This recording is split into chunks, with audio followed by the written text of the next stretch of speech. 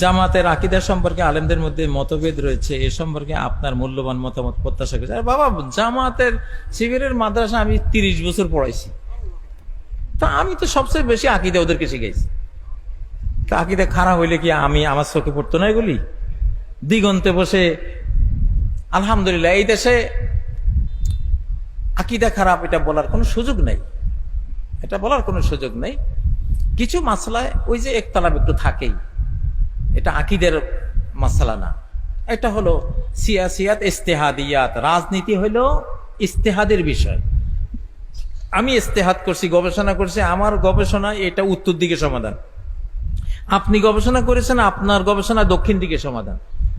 আপনি আমাকে বলতে পারবেন না আপনারটা বাতিল। এক মুজতাহিদ আরেক মুজতাহিদের ইজতিহাদকে বাতিল ঘোষণা করতে পারে না।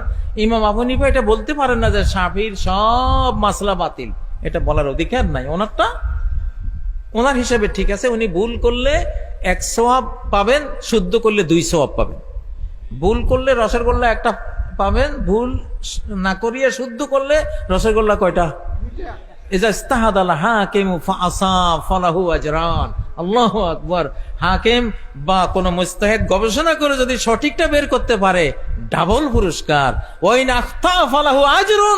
আর যদি ভুল করে, শাস্তি নাই, দণ্ড নাই, অপরাধ নাই, তার জন্য একটা সওয়াব আছে, কারণ সে সত্য জানার জন্য একটা চেষ্টা করেছিল। আমাদের জামাতে ইসলাম বলেন, ছাত্র শিবির বলেন, এরা বাংলাদেশে খুব আল্লাহওয়ালা দুইটা দল।